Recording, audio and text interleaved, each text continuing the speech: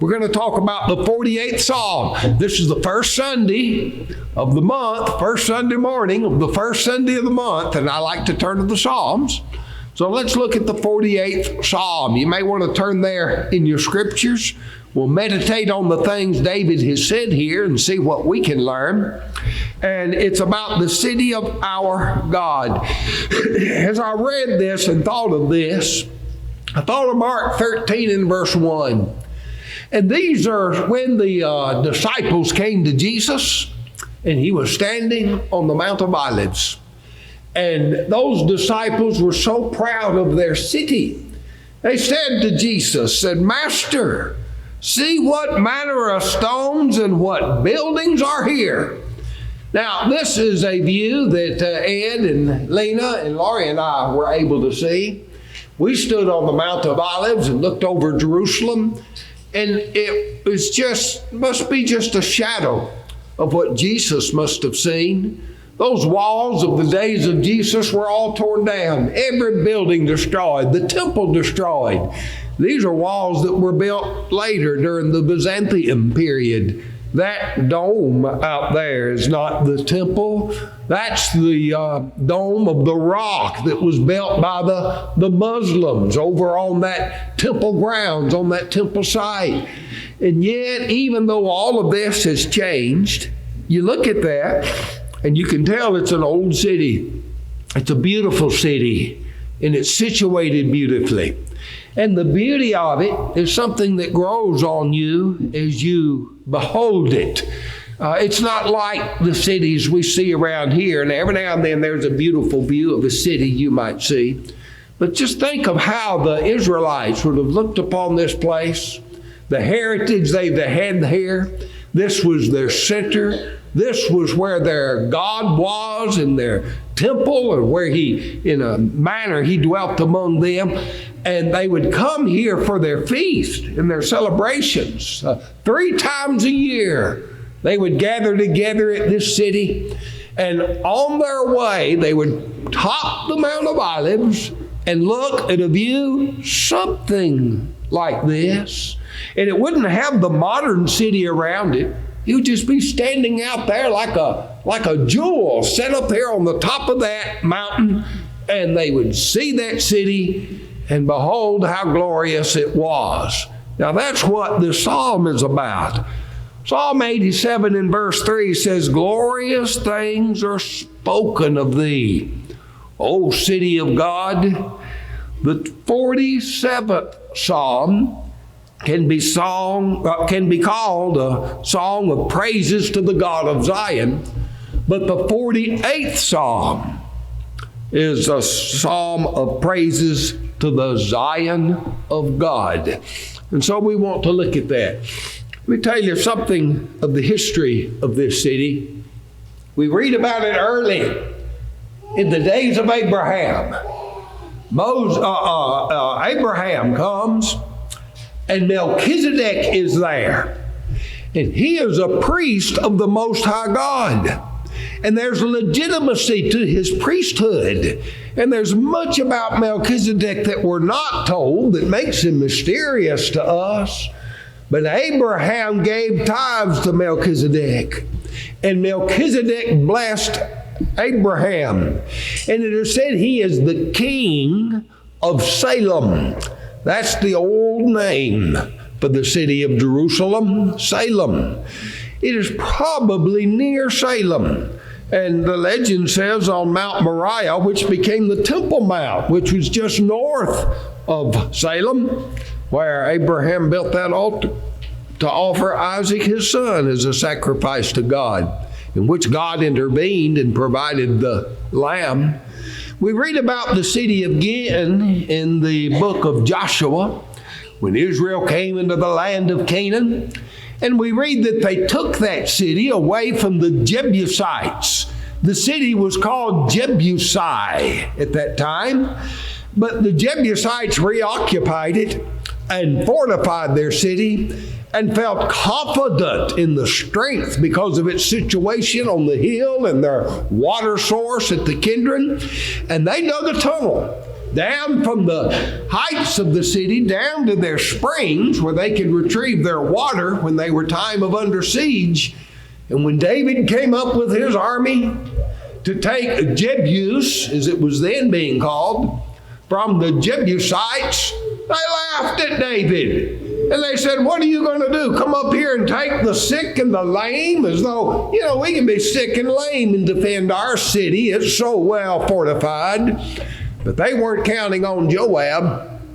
Joab went to the spring and carried men up the shaft that went down to that spring and came up into the city and took it from within instead of attacking the walls from without.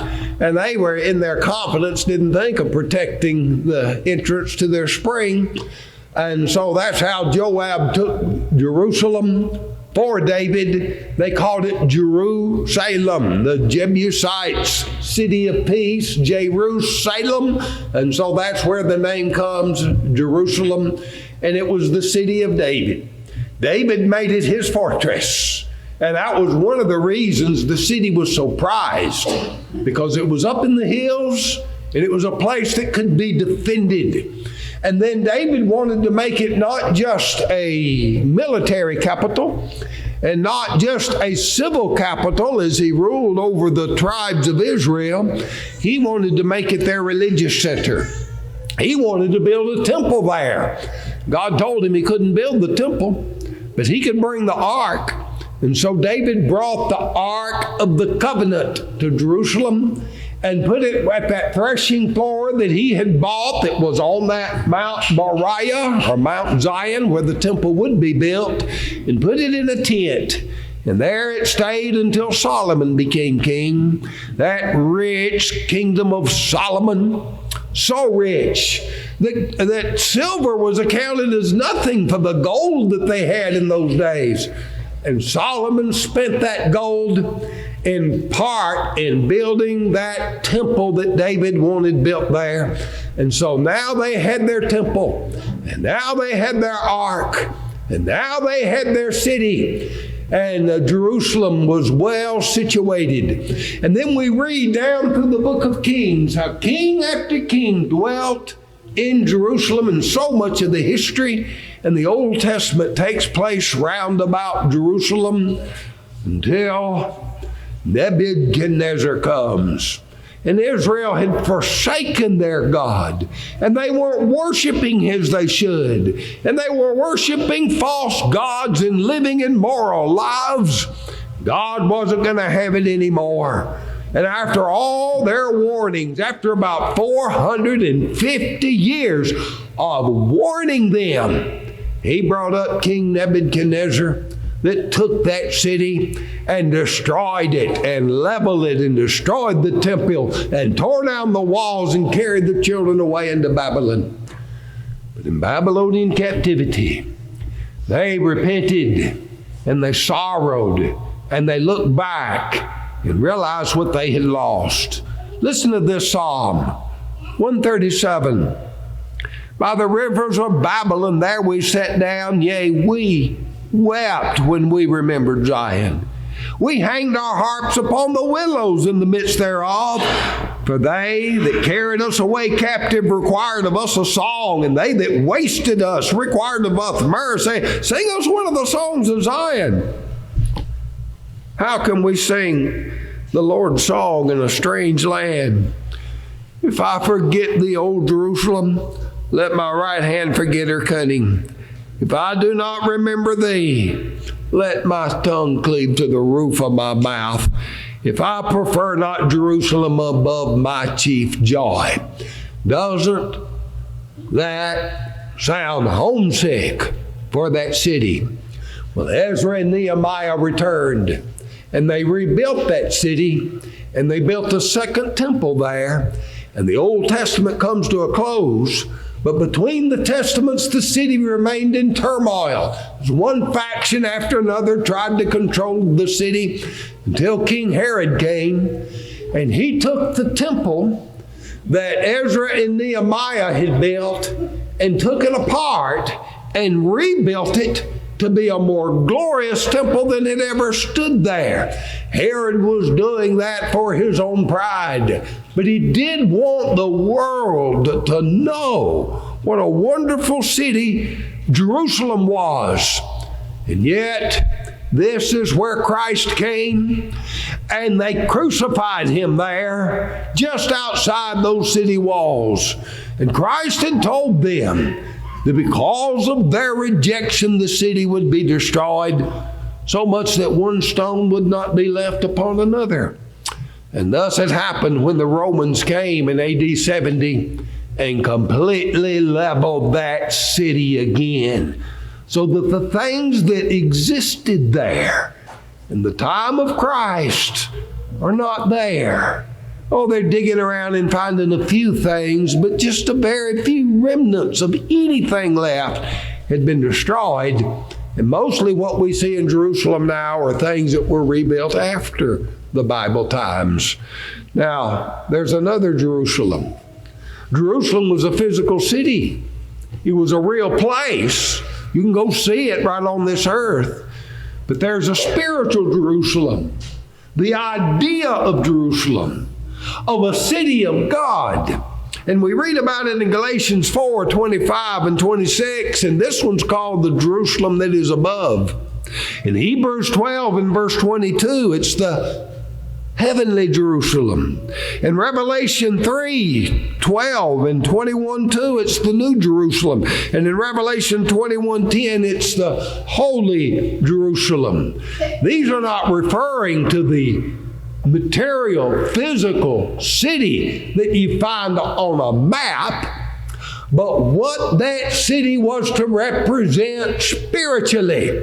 And though that earthly city is destroyed, what it meant spiritually endures. Now with that, let's go to this song. It's got an inscription.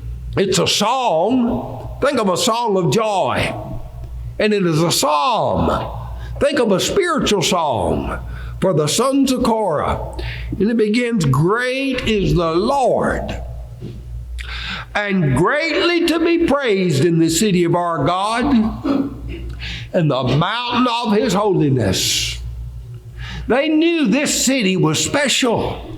This is not just any city. This is God's own city.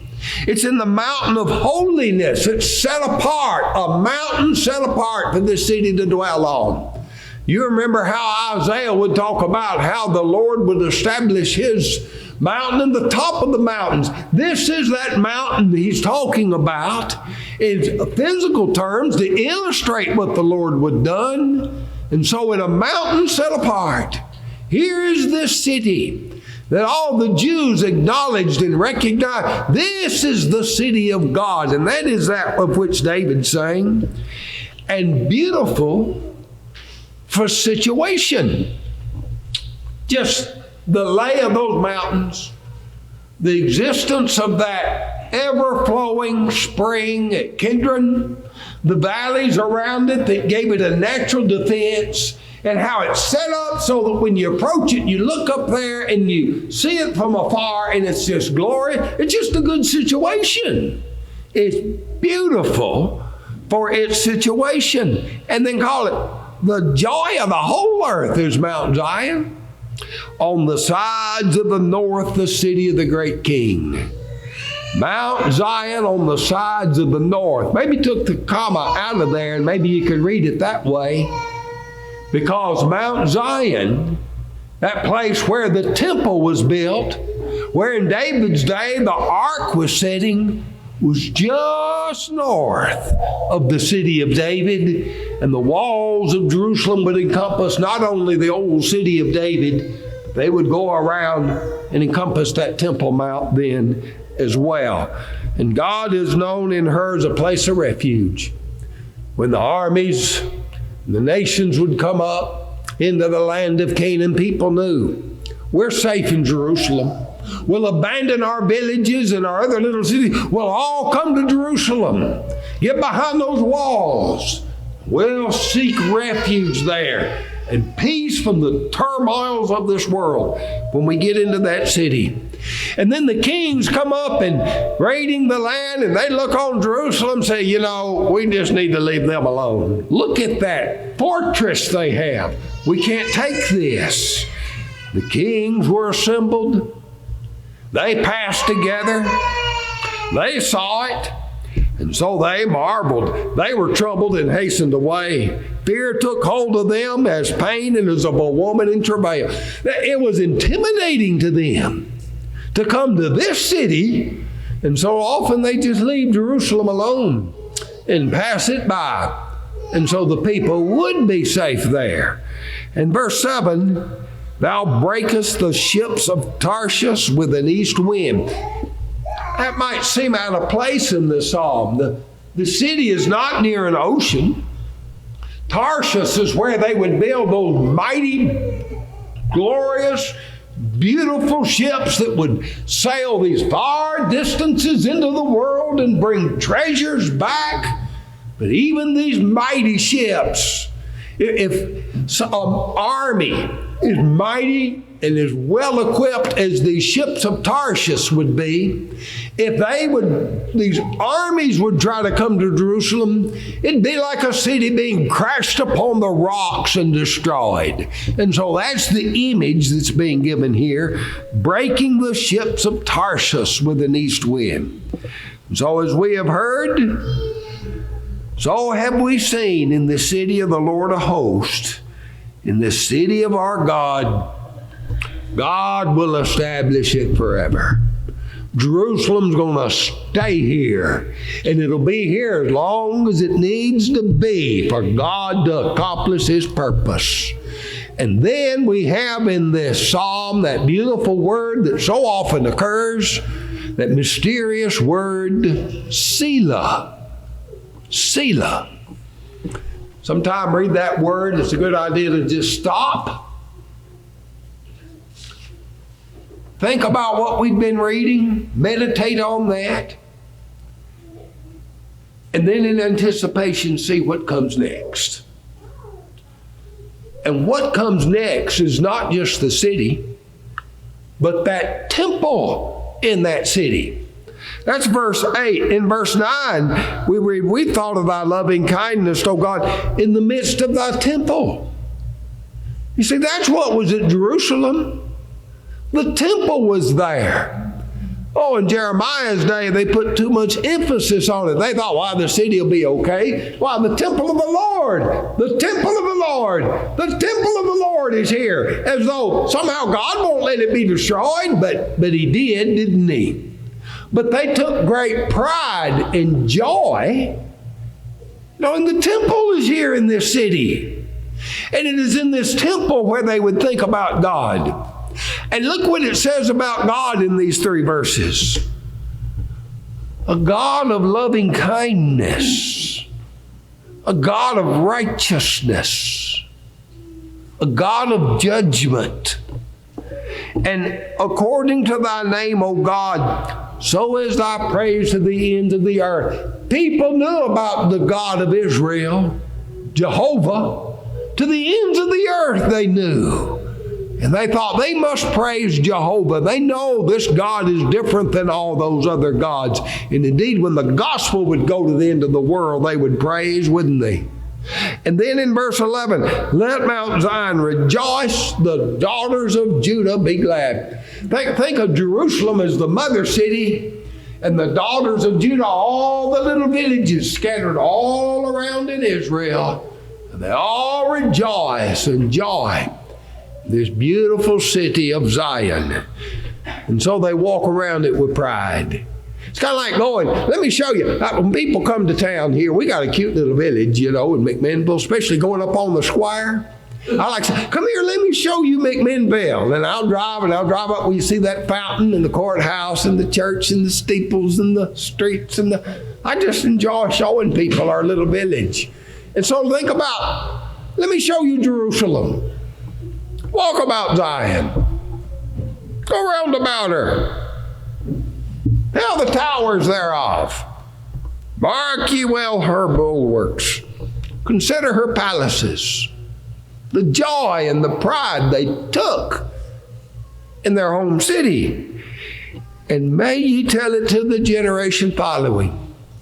That means they take their children, take the little child and say, look, you see that spot over there? This is what happened. Here's what happened over here. We want to pass this heritage on that we want to pass it to our children so they will know. And they'll appreciate the things about this city that we appreciate. And the reason is religious. For this our God is forever and ever. He'll be our God even unto death. Well, that city's gone. The city you go visit now is a different city. Because of its situation, it's still glorious to see, and it's just fascinating to think of what all took place around there. But all of that was removed and destroyed and dug up and rearranged. So it's very difficult to tell what went where back in those old days. But the spiritual Jerusalem continues. And this is the slide I took up earlier. The Jerusalem which is above, heavenly Jerusalem, New Jerusalem, Holy Jerusalem. What do we mean by this? Well, in some sense, we can look at this as, well, we've got a heavenly home. It'll be like our New Jerusalem when we get to our heavenly home. And certainly we think of heaven like a city. Abraham saw a city like that, whose builder and maker was God. But look what it says in detail. Galatians 4:25 and 26. It's comparing the Jerusalem, which now is and is this bondage to her children, that's the earthly Jerusalem, to the spiritual Jerusalem, which is above and is free and the mother of us all. It sounds more like he's talking about God's church as Jerusalem. And then in Hebrews, it's even more like that. In Hebrews 12:22 and 23, ye are come to Mount Zion, and into the city of the living God, the heavenly Jerusalem, and to an innumerable company of angels, to the general assembly and church of the firstborn. Think of the pride and the joy that they had in that physical city, Jerusalem. Now, should we not have that kind of pride and joy in the spiritual city, the church of the firstborn? I love the Church of Christ. I think on its heritage. I think of the great preachers of the past. I read its history. And we rejoice in this spiritual city of which we are a part. And we do it in a song. Here's a song that we sing, and see how this song doesn't relate to this psalm and what this city is.